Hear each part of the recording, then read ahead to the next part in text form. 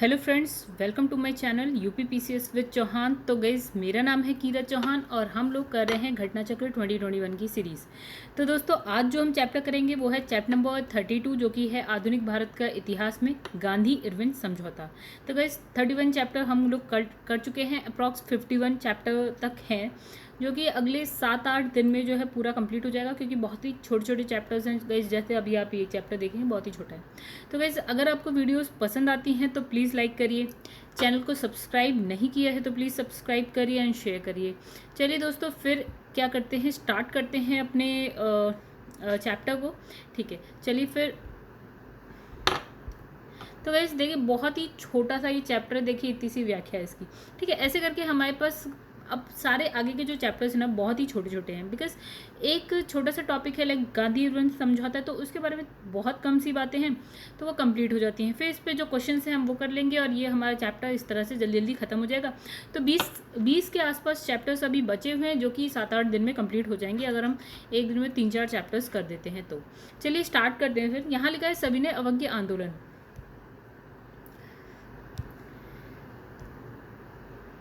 तो सविनय अवज्ञा आंदोलन के विस्तारित होते स्वरूप को देखते हुए वायसराय इरविन ने देश में सौहार्द का वातावरण उत्पन्न करने के उद्देश्य से क्या किया, 26 जनवरी 1931 को गांधी जी को जेल से रिहा कर दिया। देखिएगा इस क्या हो रहा था।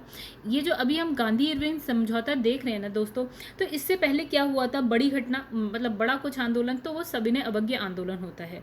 ठीक है, और गांधी पहुंच जाते हैं जेल में।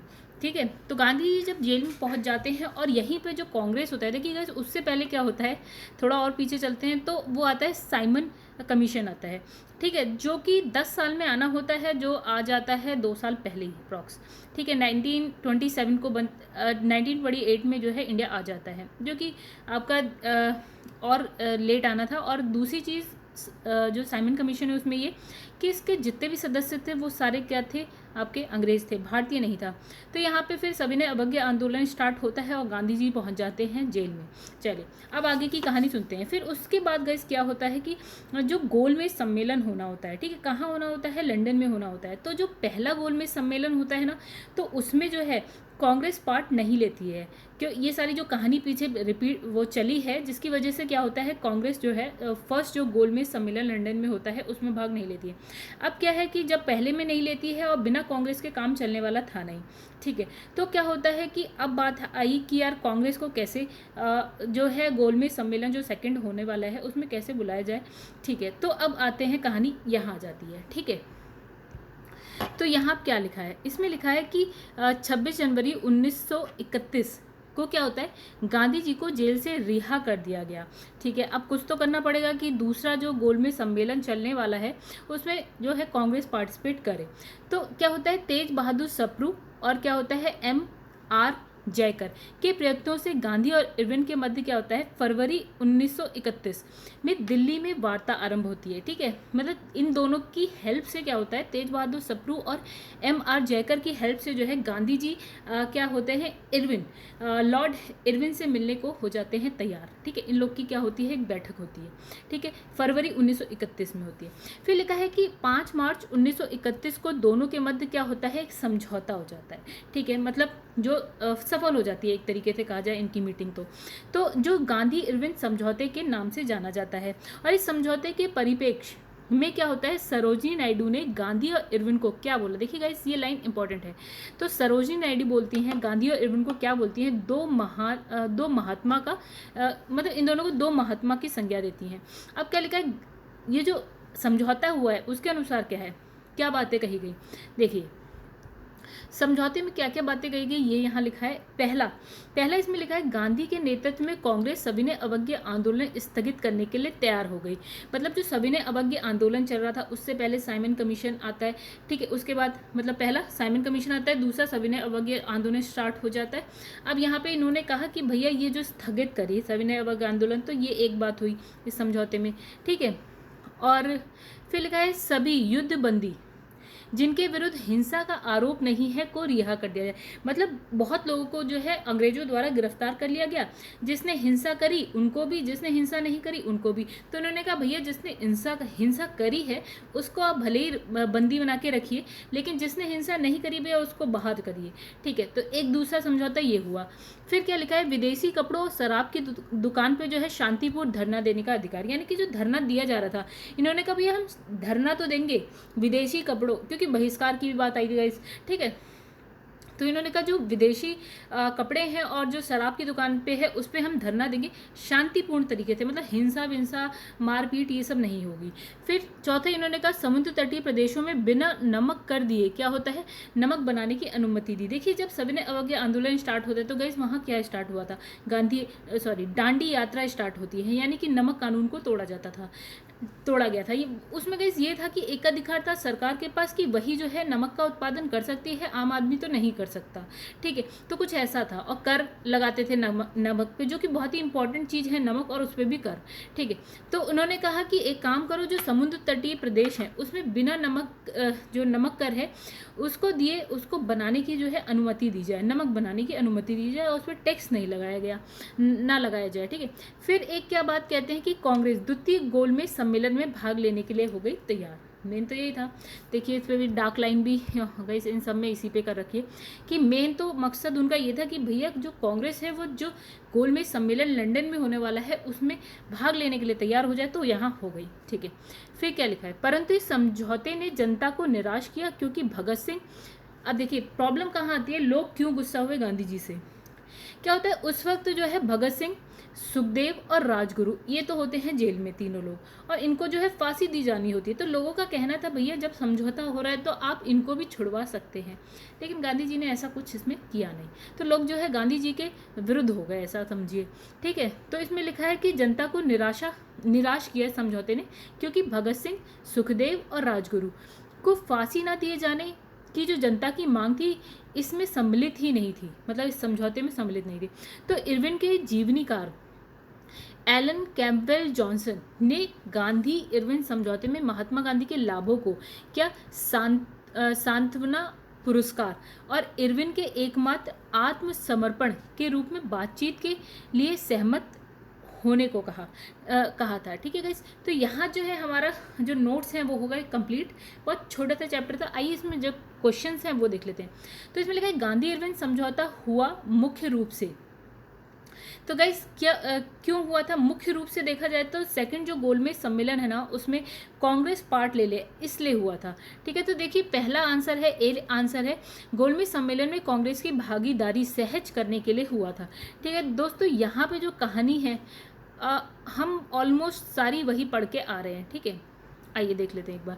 तो इसमें लिखा है गांधी जी ने फरवरी 1931 में वायसराय लॉर्ड इरविन से भेंट की और उनकी बातचीत जो है 15 दिनों यानी कि 8 बार वार्ता तक चली, और इसके परिणाम स्वरूप क्या होता है 5 मार्च 1931 को समझौता हुआ। गांधी इरविन समझौते के नाम से इसको जाना जाता है। ठीक है, और इसमें क्या कांग्रेस को सविनय अवज्ञा आंदोलन स्थगित करने को कहा। कांग्रेस द्वितीय मिल जो गोलमेज सम्मेलन है उसमें भाग लेने को तैयार हो गई, और प्रथम देखिए यहाँ पे क्या लिखा है, यहाँ लिखा है जो प्रथम गोलमेज सम्मेलन में कांग्रेस शामिल नहीं हुई थी। ठीक है, ये समझौता मुख्य रूप से गोलमेज सम्मेलन में कांग्रेस की भागीदारी सहज करने के लिए हुआ था। ठीक है, यही हम पढ़ते हुए आए। ठीक है दोस्तों, आगे देखते हैं नेक्स्ट क्वेश्चन क्या कह रहा है। ये कह रहा है कि गांधी इरविन समझौते में निम्नलिखित में से क्या सम्मिलित था। ठीक है, क्या था देखिएगा, इस हम सब पढ़ के आ चुके हैं। ठीक है, इसका आंसर देख लेते हैं। बी है 1, 2 और 4। ठीक है, चलिए एक लिखा है राउंड टेबल यानी कि गोलमेज कॉन्फ्रेंस सम्मेलन। ठीक है, में भाग लेने के लिए कांग्रेस को आमंत्रित करना, बिल्कुल कांग्रेस मान जाती है। असहयोग आंदोलन के संबंध में जारी किए गए अध्यादेशों को वापस लेना। ठीक है, इन्होंने कहा जो असहयोग आंदोलन में जो भी अध्यादेश आए थे उसको वापस लेना अभी। फिर लिखा है पुलिस की जातियों की जांच करने हेतु गांधी जी के सुझाव की स्वीकृति। केवल उन्हीं कैदियों को रिहाई जिन पर हिंसा का अभियोग नहीं है, मतलब जिसने हिंसा नहीं करी उसको मिल जाए रिहाई। ठीक है, तो गाइस इसमें जो हमारा थर्ड वाला है वो गलत है, बाकी हमारे सारे सही है। ठीक है गाइस, तो ये आप देख लीजिएगा, इसमें कुछ भी नहीं है, हम पढ़ के आ गए हैं। लिखा है गांधी इरविन समझौते पर हस्ताक्षर हुए, गैस कब हुए थे? 1931 में हुए और 5 मार्च 1931। फिर बाकी देख लेते हैं। गांधी के नेतृत्व में कांग्रेस सविनय अवज्ञा आंदोलन, वही 4-5 चीज़ें हैं। और जो युद्धबंदी है उसमें जिसने हिंसा नहीं की है उसको रिहा कर दिया जाए।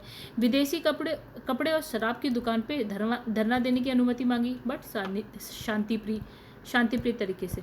फिर समुद्र तट पे जो है नमक बनाने की अनुमति दी जाए बिना करके। और जो कांग्रेस है द्वितीय गोलमेज सम्मेलन में जो है पार्ट ले लेगी, ये कहा गया। और लोग गुस्सा क्यों थे कि जो भगत सिंह है और सुखदेव और राजगुरु की फांसी को टाला नहीं गया। ठीक है, तो अब था गांधी इरविन समझौता हुआ था गाइस, 1931 में हुआ था। 5 मार्च 1931 को निम्न में से कौन सा समझौता होता है गाइस? गांधी इरविन समझौता। ठीक है, फिर लिखा निम्नलिखित में से किसका स्थगन गांधी इरविन समझौते में किया गया? तो सविनय अवज्ञा आंदोलन का। फिर लिखा है गांधी इरविन समझौते के हस्ताक्षरित होने में किसने महत्वपूर्ण भूमिका निभाई थी? तो गाइस दो लोगों के नाम हमें पता है। एक थे, देखिए, एक गाइस इसमें लिखा है सविनय अवज्ञा आंदोलन के विस्तारित होते हुए स्वरूप को देखते हुए वायसराय इरविन ने देश में सौहार्द का वातावरण उत्पन्न करने के उद्देश्य से क्या किया? 26 जनवरी 1931 को गांधी जी को क्या कर दिया? जेल से रिहा कर दिया। अब किसने भूमिका निभाई थी इस समझौते में? तो एक थे तेज बहादुर सप्रू, दूसरे थे आपका M.R. जयकर। तो इनके प्रयत्नों से गांधी जी और इरविन के बीच में क्या होता है? समझौता होता है, मतलब मान जाते हैं, हाँ ठीक है, समझौते के लिए मीटिंग स्टार्ट होती है फरवरी 1931 में। कहाँ पे एक वार्ता होती है गाइज? ये दिल्ली में होती है। और 5 मार्च 1931 को समझौता जो होता है कंप्लीट हो जाता है और इसे क्या है? गांधी इरविन समझौते के नाम से जाना गया है। ठीक है, और यहाँ पे क्या है? जो सरोजिनी नायडू वो क्या है?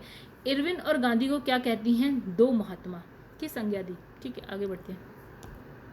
तो गाइस छोटा सा चैप्टर है जो कि होने वाला है खत्म। यहाँ लिखा है गांधी इरविन समझौते में किसने मध्यस्थ की भूमिका अदा करी? तो गाइस एक तेज बहादुर सप्रू का नाम है, तो बी है आंसर।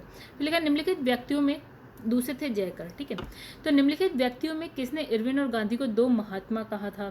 तो गाइस किसने कहा था? सरोजिनी नायडू ने कहा था। लेकिन निम्नलिखित में से किसने गांधी इरविन समझौते में महात्मा गांधी के लाभ को सांत्वना पुरस्कार कहा था? तो गाइस किसने कहा था? हमने पढ़ा था एलन कैंपबेल जॉनसन। ठीक है, तो यहाँ पे लिखा है इरविन के जीवनीकार जो थे एलन कैंपबेल जॉनसन ने गांधी इरविन समझौते में महात्मा गांधी के लाभों को क्या? सांत्वना पुरस्कार। ठीक है, और इरविन के एकमात्र आत्मसमर्पण के रूप में बातचीत के लिए सहमत होने को कहा था। ठीक है दोस्तों, यहाँ पे जो है हमारा हो गया चैप्टर कंप्लीट। ठीक है, अगर आपको मेरी वीडियोस पसंद आती हैं दोस्तों, प्लीज़ वीडियो को लाइक करिए। और अगर आपका कोई भी सुझाव है या कहीं गलत मैं कर रही हूँ, यहाँ मुझसे कहीं गलती हो रही है, तो गाइस आप कमेंट करके बिल्कुल बताइए। और जिसने भी चैनल को सब्सक्राइब नहीं किया है गाइस, सब्सक्राइब करिए और चैनल को शेयर करिए। तो मेरा जो चैनल है वो है UPPCS विद चौहान। तो दोस्तों चलिए यहाँ पे इस वीडियो को करते हैं समाप्त और मिलते हैं आपसे जो है नेक्स्ट वीडियो में।